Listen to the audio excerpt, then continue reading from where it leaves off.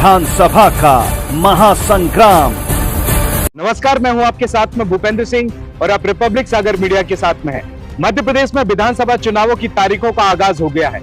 अगले महीने की 17 नवंबर को मध्य प्रदेश में एक ही चरण में मतदान होने के लिए जा रहे हैं। अभी हम बात कर रहे हैं मध्य प्रदेश के बुंदेलखंड के सागर जिले की। इस वक्त हम मौजूद हैं सागर जिले की सबसे चर्चित और हाई प्रोफाइल सीट सुर्खी विधानसभा क्षेत्र में, जहां से गोविंद सिंह राजपूत यहां से विधायक हैं, जो मध्य प्रदेश शासन के राजस्व एवं परिवहन मंत्री रहे। इस वक्त हमारा चैनल का विजिट हुआ है सुर्खी विधानसभा क्षेत्र के जैसी नगर में। यहाँ पर हम कुछ भारतीय जनता पार्टी के कार्यकर्ताओं के साथ में भी बात करेंगे। मुद्दा रहेगा कि जब वो कांग्रेस से भारतीय जनता पार्टी में शामिल हुए और भारतीय जनता पार्टी में शामिल होकर ऐसे उनने क्या क्या जन प्रभावी कार्य किए जिससे सुर्खी विधानसभा क्षेत्र की जनता उनको पसंद करे, या ऐसे कौन कौन से विकास कार्य हैं जो जनहितैषी हैं। अभी हमारे साथ में है नरेंद्र डब्बू आठिया जी, जो अनुसूचित जाति के महामंत्री भी हैं। सर, बहुत बहुत स्वागत है आपका हमारे इस चैनल में। भूपेन जी, आपका जैसी नगर में सुर्खी विधानसभा क्षेत्र का हृदय स्थल जैसी नगर में स्वागत है। मेरा आपसे पहला सवाल, 2018 के विधानसभा चुनाव में मध्य प्रदेश में कांग्रेस की सरकार बनी। आपके सुर्खी विधानसभा क्षेत्र के विधायक गोविंद सिंह राजपूत को मध्य प्रदेश शासन में मंत्री बनाया गया। आखिर ऐसा क्या कारण रहा कि सिंधिया जी के समर्थन में उन्होंने कांग्रेस छोड़कर भारतीय जनता पार्टी को ज्वाइन किया? आदरणीय, 2018 में हम लोग कांग्रेस में हुआ करते थे और सुर्खी की जनता ने हमेशा से ही आदरणीय गोविंद राजपूत जी को आशीर्वाद देके भारी मतों से हमेशा से विजयी बनाया है। और रहा पार्टी छोड़ने का सवाल, तो हम लोगों ने 15 महीने इंतजार किया। वो है विकास कार्य जो आज भारतीय जनता पार्टी की सरकार में धरातल पे हम लोगों को, कार्यकर्ताओं को और सुर्खी विधानसभा क्षेत्र की जनता जनार्दन को दिखाई दे रहा है। और इसी विकास के लिए हम लोगों ने पार्टी बदली, क्योंकि हम लोगों को हॉस्पिटल चाहिए। जब सुर्खी में उपचुनाव हो रहे थे 2020 में, उनका मैंने स्टेटमेंट सुना था कि जब वो कांग्रेस में मध्य प्रदेश शासन के मंत्री थे तो कमलनाथ उनकी बातें नहीं सुनते थे, उनके फोन नहीं उठाते थे, मिला नहीं करते थे मध्य प्रदेश के मुख्यमंत्री। इसमें कितनी सच्चाई है? सच्चाई, हम लोग तहसील स्तर पे काम करने वाले कार्यकर्ता हैं, ब्लॉक स्तर पे काम करने वाले कार्यकर्ता हैं, और हम लोगों के थ्रू हमारी क्षेत्र की जनता की अपेक्षाएं थी मंत्री जी से। जो 15 महीने की कांग्रेस के गवर्नमेंट में मंत्री बने थे, तो हम लोग एक परमिट बनाने की गुंजाइश में नहीं थे कि बीपीएल में किसी गरीब का परमिट जुड़वा सके, किसी की खाद्यान्न पर्ची बनवा सके। मंत्री होते हुए भी हम लोगों की ये स्थिति थी, और वही बात हम लोग आदरणीय मंत्री गोविंद राजपूत जी से बोलते हैं। उपचुनाव में राम मंदिर के नाम से शिलान्यास निकाले गए यहाँ पे, और मंत्री जी ने दावा किया था कि 550 करोड़ रुपए का यहाँ पर विकास कार्य होगा सुर्खी विधानसभा क्षेत्र में अगले 2.5 साल में। हुआ क्या विकास? 1500 करोड़ के आदरणीय काम लगे इस सुर्खी विधानसभा क्षेत्र में। कुछ पूर्ण हो चुके हैं, कुछ अपूर्ण हैं। और शायद जब आप जैसी नगर में आए होंगे, तो जैसी नगर में जैसे ही प्रवेश किया होगा जैसी नगर वहाँ पर रोड से, तो आपने देखा होगा कि सामने भव्य कॉम्प्लेक्स बन के तैयार है, स्टेडियम बन के तैयार है, जैसी नगर का स्टैंड बन के तैयार है, सीएम राइज का स्कूल का काम लगा है युद्ध स्तर पे, कॉलेज का काम लगा है युद्ध स्तर पे, और भव्य डोम भी बन के तैयार है, जनपद भवन भी बन के तैयार। और हम सब की आस्था का केंद्र, हम लोग इस क्षेत्र का पूरा आदमी हिंदू है और हिंदुत्व की बात करता है, तो आस्था का केंद्र बड़े महादेव मंदिर, वो भी हम लोगों के विकास की श्रेणी में आता है। अभी कुछ बीच में डिस्प्यूट भी हुआ था जब मध्य प्रदेश शासन के पूर्व मुख्यमंत्री आए थे दिग्विजय सिंह रायपुरा में जी, और कई आरोप प्रत्यारोप लगाए मंत्री जी के ऊपर कि अनुसूचित जाति जनजाति के ऊपर अत्याचार कर रहे हैं। आप तो उसके महामंत्री हैं, क्या स्थिति है अभी? जी, मैं नरेंद्र डब्बू आठिया, अनुसूचित जाति भाजपा मोर्चा का जिला मंत्री हूँ, और एमपी के मन में मोदी अभियान का सुर्खी प्रभारी हूँ। मेरे जिलाध्यक्ष जी आदरणीय नरेंद्र जी भी बैठे हैं, और मंडल अध्यक्ष जालम अहिरवार जी बैठे, हमारे कृष्णकांत दुबे जी, पंडित कृष्णकांत दुबे जी हमारे साथ बैठे हैं। तो ऐसा क्या है कि दिग्विजय सिंह जी ने शुरू से ही दलितों को भड़काने का काम किया है। पहले छोटे घास की जमीनें दी, आज तक उन लोगों को कभी कब्जा नहीं मिला। बहुत से लोग ऐसे हैं कि जमीनें मिलने के बाद भी कब्जे आज तक नहीं मिले। पर अनुसूचित जाति के लिए जो भारतीय जनता पार्टी ने दिया है, पक्का मकान, गैस, आज अगर 30 डिसमिल भी कोई अनुसूचित जाति वर्ग के व्यक्ति की जमीन है, बाड़ा है 30 डिसमिल का, तो उसको भी किसान सम्मान निधि मिल रही है। उन हमारी माताओं बहनों को लाडली बहना योजना का लाभ मिल रहा है। तो भारतीय जनता पार्टी ने जो अनुसूचित जाति के लिए किया है वो शायद 70 साल में कांग्रेस ने कभी नहीं सोचा नहीं है, करना तो ठीक।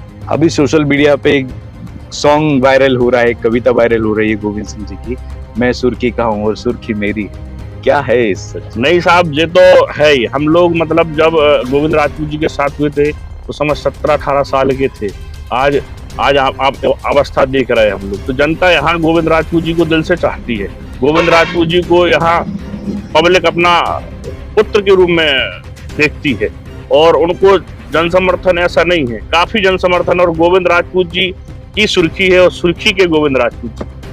अच्छा, एक बात और कहें, सुर्खी विधानसभा क्षेत्र की हम बात करें, राज्य सरकार हो या केंद्र सरकार हो, जितनी भी जन प्रभावी योजनाएं निकलती हैं, जैसे कि लाडली लक्ष्मी योजना निकली, लाडली बहना योजना निकली, लाडली आवास योजना निकली, आवास योजनाएं चल रही है प्रधानमंत्री की, इसकी मॉनिटरिंग होती है और कितनी प्रभावी है सुर्खी विधानसभा क्षेत्र में और कितने लोगों को लाभ मिल चुका है? यह तो आप ग्राउंड जीरो पे जाके देखें और यथास्थिति देखें कि मतलब कितनी प्रभावी हैं ये योजनाएं। और इनकी मॉनिटरिंग आदरणीय गोविंद राजपूत जी खुद करते और उनके कार्यकर्ताओं से करवाते हैं। विभाग करता है तो करता है, उनके कार्यकर्ता भी और आदरणीय मंत्री गोविंद राजपूत जी की मॉनिटरिंग करते हैं पूरे निर्माण कार्यों की, आवास की, ना लाडली बहना की, ना उज्ज्वला योजना की, वो खुद समझते हैं। मध्य प्रदेश के गद्दावर मंत्री ने स्टेटमेंट दिया था, जो खुरई विधानसभा क्षेत्र से विधायक हैं और मध्य प्रदेश शासन से मंत्री हैं। मैं बात कर रहा हूँ मंत्री भूपेंद्र सिंह जी। एक क्षत्रिय समाज का सम्मेलन हुआ था होटल रॉयल पैलेस में, उन्होंने स्टेटमेंट दिया था कि कितने वोटों से जिताएंगे मंत्री गोविंद सिंह जी। 51,000 का आंकड़ा दिया था और गले लग के मुलाकात भी की थी जी। तो पहले भी कई आंकड़े लगा रहे थे कि 36 का आंकड़ा चल रहा है इन दोनों मंत्रियों के बीच में। तो अब क्या पहल है और क्या है, दांगी समाज का रुख क्या है? आज सर आपको बताएं भाई भूपेंद्र जी, ये तो कयास कुछ मीडिया कुछ पेपर वाले लगाते हैं। आदरणीय भूपेंद्र सिंह जी का हम लोगों का पूरा सहयोग है और उनकी जो टीम थी 97-98 की, हम लोग मिलजुल के काम कर रहे हैं। आज हमारे मंडल अध्यक्ष जी हैं हरनाम सिंह जी, जसीनगर मंडल अध्यक्ष, वो भूपेंद्र भाई जी के समय उनके बहुत नज़दीकी रहे। भारतीय जनता पार्टी में आज हम लोगों के वरिष्ठ नेता हैं। धीरज सिंह जी किसान मोर्चा के जिला अध्यक्ष हैं, वो हम लोगों के साथ हैं। मिलजुल के हम लोग काम कर रहे हैं। तो कहीं से कहीं तक कोई वो नहीं है कि जो आदरणीय भूपेंद्र जी ने कहा है कि 51,000 और राजेंद्र सिंह भैया भी सहयोग करेंगे तो 51 से ही ऊपर जाएंगे हम। मतलब 51,000 का आंकड़ा पार कर सकते हैं? जी बिल्कुल बिल्कुल। एक सवाल मैं और पूछना चाहूंगा आपसे। सुर्खी विधानसभा क्षेत्र में मंत्री जी के साथ उनके 3 भाई भी लगे हुए हैं, हीरा सिंह जी भी लगे हुए हैं, गुलाब सिंह जी भी लगे हुए हैं। आखिर इनकी भूमिका क्या है इस विधानसभा में? भारतीय जनता पार्टी के विधायक मंत्रियों के लिए मध्य प्रदेश में डबल इंजन की सरकार मिली। एक केंद्र से आदरणीय नरेंद्र मोदी जी की, प्रदेश से शिवराज जी की, पर सुर्खी में इंजन ही इंजन है। आपको बताएं 3 भाई वो आदरणीय गुलाब सिंह जी, आदरणीय हीरा भैया, आदरणीय गोविंद राजपूत जी और उनकी पूरी पुत्र, पूरा परिवार, आदरणीय भाभी श्री से लगा के पूरा परिवार। मतलब कहते नहीं है कि जहां बुलेट ट्रेन चल रही है तो हम कोयला का इंजन क्यों इस्तेमाल करेंगे जिसमें कोयला डालें। जनता समझती है कि कोयला डालें फिर गैस बनेगी, फिर वो प्रेशर बनाएगी, फिर वो दौड़ेगी। सुर्खी में तो वैसी बुलेट ट्रेन दौड़ रही है राजपूत परिवार के तौर पे। पर परिवार का प्रत्येक आदमी कहीं ना कहीं आपको मिल जाएगा। सुर्खी में आप घूमें तो किसी ना किसी गांव में, कहीं हौन बयान में, कहीं गमी में, कहीं शादी विवाह में, कहीं ना कहीं राजपूत परिवार का सदस्य आपको मिलेगा ही। और आप पूछना किसी परिवार से, क्यों भाई आपके यहाँ कार्यक्रमों में राजपूत परिवार के सदस्य आते हैं? तो भैया हम लोग घर से जुड़े हैं, डायरेक्ट बात करते। अच्छा, डायरेक्ट बात और सीधी बात करते, सीधे बात करते और व्हाट्सएप पे बात करते हैं। अच्छा, हाँ, आम आदमी राजपूत परिवार से इतना घुला मिला है कि वो सीधा बात करता है। हम लोगों का तो काम ही नहीं, कार्यकर्ता मतलब काम तो कर रहे हैं हम लोग, पर राजपूत परिवार डायरेक्ट संवाद करता है और यही उनकी मुख्य मजबूती का कारण है।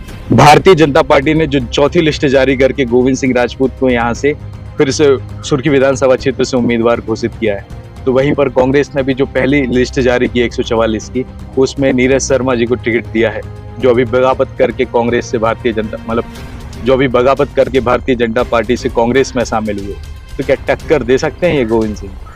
तो साहब ये तो जनता बताएगी, हाँ। जनता जब पहचानेगी जनता बताएगी नीरज शर्मा जी को कि राहतगढ़ में ही कुछ जान पहचान है, बाकी हमने तो अभी अच्छे से देखा भी नहीं है कि नीरज शर्मा जी लगते कैसे। हाँ। जी, और भारतीय जनता पार्टी में रहे हैं, अब क्यों चले गए, क्या चले गए, क्या समस्या थी, तो नीरज शर्मा जी ही अपने आप को अच्छे से बता सकते हैं। इस चैनल के माध्यम से जनता को कोई संदेश देना चाहते हैं कि मतदान देने से पहले किन किन बातों का ध्यान रखें? जी, इस बार और शायद पिछले बार भी पूरी मतदान केंद्रों पर सीसी कैमरा लगाए गए थे, इस बार भी पूरी मतदान केंद्रों पर सीसी कैमरा लगाए जा रहे हैं और पूरी पारदर्शिता रखी जाएगी। मतदान जल्दी से सुबह से कर लें और मतदान जितना ज़्यादा होगा उतने अच्छे रिजल्ट आएंगे और एक वोट से आपके 5 साल का भविष्य बनता है। मतदाताओं से मेरा अनुरोध है कि 100% मतदान करने का प्रयास करें। बहुत बहुत धन्यवाद चैनल के साथ में जुड़ने के लिए। जैसा कि आपने देखा कि अभी हमारे साथ में थे नरेंद्र डब्बू आठिया जी, जो यहाँ पर अनुसूचित जाति के जिला महामंत्री हैं। सुर्खी विधानसभा क्षेत्र में हमारा यहाँ पर जनसंपर्क शुरू हुआ है। यहाँ की जनता क्या कहेगी, चुनावी चौपाल में उसका रुझान आप सभी के सामने आएगा। लेकिन सुर्खी विधानसभा क्षेत्र का जो इस बार का चुनाव रहेगा और ये चुनाव क्या मोड़ लेगा, ये तो आने वाला भविष्य ही बताएगा। फिलहाल इस एपिसोड में इतना ही। मैं भूपेंद्र सिंह रिपब्लिक सागर मीडिया की ओर से आप सभी से विदा लेता हूँ। जय हिंद, जय भारत। बज गया बिगुल, बिछ गई चुनावी बिसात, किसका बजेगा डंका और किसकी होगी मात, सत्ता के सबसे बड़े रण क्षेत्र का हाल, विधानसभा का महासंग्राम।